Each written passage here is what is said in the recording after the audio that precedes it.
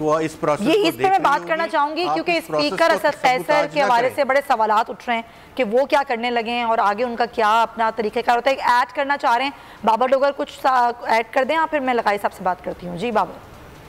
جی سمیہ, ایک اور چیز آج کچھ اپوزیشن کے لوگوں سے میری بات ہوئی, وہ یہ کہہ رہے ہیں کہ جو پہلا اجلاس جب بھی بلایا جائے گا وہ 22 مارچ کو بلایا جاتا ہے, وہ 24 مارچ کو بلایا جاتا ہے, تو وہ تعزیتی ریفرنس ہوگا کیونکہ پی ٹی آئی کے ایک ایم این اے کا انتقال ہو چکا ہے. تو ہو سکتا ہے کہ اپوزیشن کو یہ خدشہ ہے کہ اسپیکر اس تعزیتی ریفرنس کے بعد اجلاس پرو کر دیں, ختم کر دیں, اس کے بعد اپوزیشن کو دوبارہ سے اس کو دوبارہ سے ریکوزیشن کرانی پڑے گی. تو یہ بھی ایک چیز ہے کہ گورنمنٹ اس کو ڈیلے کرے گی. جی ہاں, یہ خبر ہے, بالکل آپ صحیح کہہ رہے ہیں, یہ خبر بالکل ہے. لغاری صاحب, اب معاملہ ہے اسپیکر اسد قیصر کہ وہ کیا فیصلہ کرتے ہیں, کیونکہ بالکل یہ بابر ڈوگر نے خبر دی ہے, بالکل یہ خبر ہے کہ ابھی اگر اجلاس ہوتا بھی ہے تو اس پر بحث نہیں ہوگی, تحریک عدم اعتماد پر کوئی بات نہیں ہوگی, اجلاس ملتوی کر دیا جائے گا, پھر دوبارہ بلانے کی ریکوزیشن جمع کرائی جائے گی. اسد قیصر صاحب کا کیا دیکھتے ہیں آپ؟ اسد قیصر صاحب تو اپنی پوزیشن واضح کر چکے ہیں اور کراؤڈ میں, مجمع میں, لوگوں کے گروہ میں وہ اپنی بات کہہ چکے ہیں کہ وہ عمران خان اور ان کے ساتھ ہیں اور تحریک عدم اعتماد ناکام بنانے کے لیے اپنا کردار ادا کریں گے. تو یہ اس میں کوئی وہ نہیں ہے کہ ایک ایسے اسپیکر ہیں جو کسٹوڈین آف دا پارلیمنٹ یا کسٹوڈین آف دا اسمبلی ہیں, تو وہ اب اس پوزیشن میں نہیں رہے ہیں اور وہ ایک جانبدار اسپیکر کی حیثیت اختیار کر چکے ہیں, اس میں کوئی دو رائے نہیں ہے. مین ویل یہ بھی ہوگا کہ اگر یہ کیا جاتا ہے تو پھر ان کے خلاف بھی تحریک عدم اعتماد جمع کرائی جا سکتی ہے, تو پھر اس کے بعد کیا پوزیشن ہوگی, آئینی ماہرین کیا کہتے ہیں. میں آپ کو ایک پوزیشن اور واضح کر دوں, خالد جاوید خان جو ہیں ان کا پس منظر ایسا نہیں ہے. ایک تو وہ یہ آئینی ماہر ہیں, وہ ان کی ماں اور ان کے باپ دونوں, ان کے والد اور والدہ دونوں کے دونوں, والد تو اب بھی پاکستان پیپلز پارٹی میں ہیں اور ان کی والدہ تھیں وہ مرحومہ, وہ پیپلز پارٹی کے رکن قومی اسمبلی تھیں, اور میرا خیال یہ ہے کہ وہ پارٹی بنیاد پر نہیں, وہ آئین کے ساتھ کھڑے ہوں گے. اگر پارٹی کے ساتھ کھڑا ہونا ہوگا تو پھر پیپلز پارٹی کے ساتھ کھڑے ہوں گے. وہ پیپلز پارٹی کی طرف بھی نہیں جاتے ہیں اور کسی اور کے, وہ ایک آئینی ماہر کے طور پر اپنا آئینی کردار ادا کرتے ہیں. یہ خالد جاوید خان کا جو معاملہ ہے وہ بالکل کلیئر ہونا چاہیے. وہ نہ تو پی ٹی آئی کے حق میں جائیں گے اور نہ کسی اور پارٹی میں, آئین جو کہہ رہا ہوگا وہ اس کے مطابق جائیں گے. آئین کے ماورا کسی اقدام کی نہ حمایت کریں گے نہ ساتھ ہوں گے. یہ ہو گیا اٹارنی جنرل کا معاملہ. دوسری بات, میں آپ کو ایک اطلاع دے رہا ہوں کہ جس دن اجلاس بلایا جائے گا, فرض کیا آج اعلان ہوتا ہے, کل اعلان ہوتا ہے, پرسوں اعلان ہوتا ہے, تو اس کے بعد جب اعلان ہوگا اس کے ساتھ ہی جس دن اسمبلی کا اجلاس ہوگا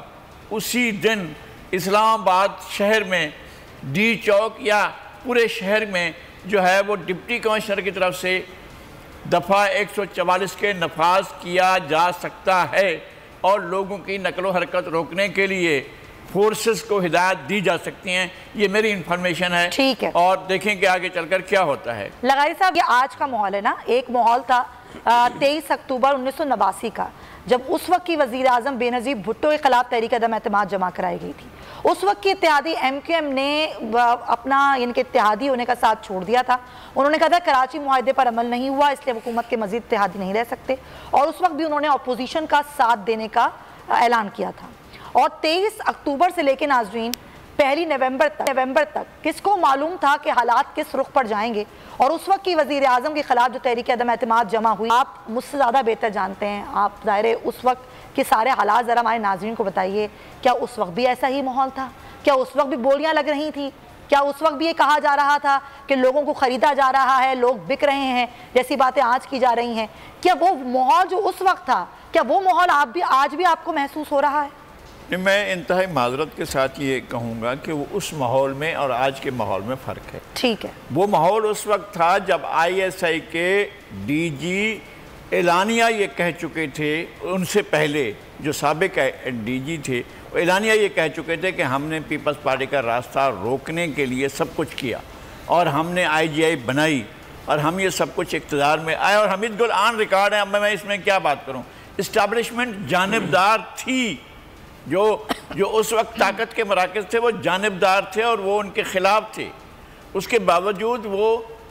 جو ہے کامیاب ہوئی تھیں۔ اس وقت یہ معاملہ ہے کہ اسٹیبلشمنٹ نیوٹرل ہے، وہ نہ تو عمران خان کے ساتھ ہے اور نہ ہی اپوزیشن کے ساتھ ہے، اور جو ہماری فوج ISPR کے DG نے جس طرح سے اعلان کیا ہے کہ فوج کا کوئی سیاست سے لینا دینا نہیں ہے، اور اس کے بعد سے عمران خان کی جو لینگویج تھی، جو زبان تھی، جس طرح کا انہوں نے گفتگو کی اور جس طرح انہوں نے ڈائریکٹ اٹیک کیا اس جملے کے اوپر، وہ سب کے سامنے ہے۔ میں ریپیٹ کر کے اس ساری صورتحال کو اور زیادہ میں نہیں چاہتا ہوں کہ یہ چیزیں اس طرح سے ڈسکس ہوں کہ آپ جو ہے آپ فوج کے بارے میں آپ ڈھکے چھپے نہیں، واضح الفاظ میں ایک ایسا لفظ استعمال کریں تو وہ تو میرے خیال میں نہیں ہے۔ حالانکہ چند ہی دن پہلے وہ خود اعلان کر چکے تھے کہ میں نیوٹرل ہوں،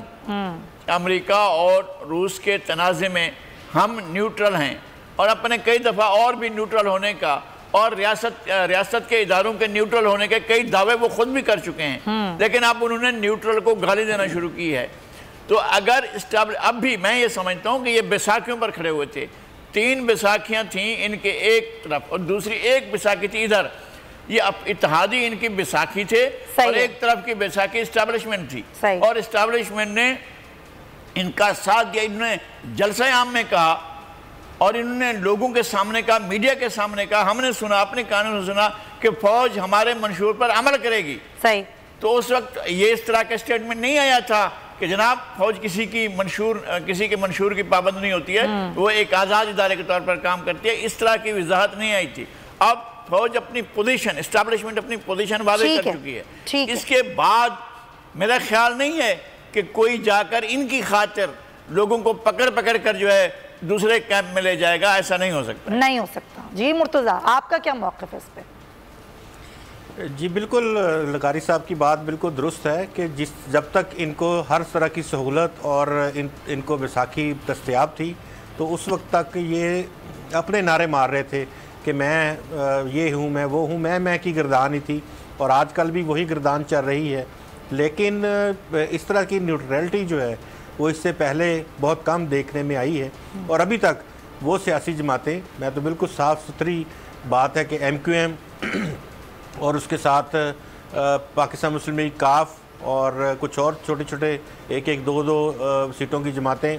وہ تو ہمیشہ ادھر دیکھ کے فیصلہ کرتی تھی، ٹیلی فون آئے گا تو ہم جائیں گے، ٹیلی فون نہیں آیا تو کدھر جائیں۔ تو یہ اس طرح کے گم گو کی کیفیت میں تھی۔ قدرتی طور پہ زرداری صاحب نے ایک ایسی چال چلی اس پولیٹکس میں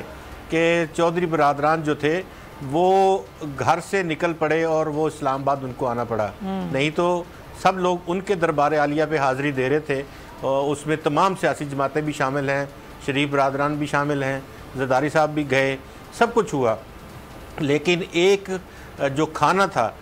شہباز شریف کا، اگر وہ مس کیا تو اس کا زرداری صاحب نے بہت برا منایا اور اپنے بیٹے کو تاکید کی کہ وہ گجرات میں ان کے گھر ناشتہ نہ کریں کیونکہ ہمارے ساتھ انہوں نے یہ ٹھیک نہیں کیا ہے۔ اب یہی بات تھی، جو ہی بلاول ادھر پہنچے اس کے فوری بعد سب سے پہلے چوہی شجاعت حسین جا کے مولانا سے ملے، اس کے بعد زرداری صاحب سے ملے، پھر ابھی آج کل میں ہی ایک عشائیہ ہوگا جس میں چودھری برادران شرکت کریں گے، شہباز شریف کی طرف سے وہ عشائیہ ہوگا اور کھانا کھائیں گے اسی طرح سے وہی کھانا، اور پاسبلٹی ہے کہ اسی کھانے کے اندر ہی وہ اعلان کریں گے کہ ہم ساتھ ہیں متحدہ اپوزیشن کے اور ہم ان کا ساتھ دیں گے اسمبلی میں بھی۔ تو وہ یہ کل کے بات جو ہے وہ سامنے آ جائے گی 1-2 روز میں۔ سبسکرائب کریں اور بیل دبائیں تاکہ کوئی خبر رہ نہ جائے۔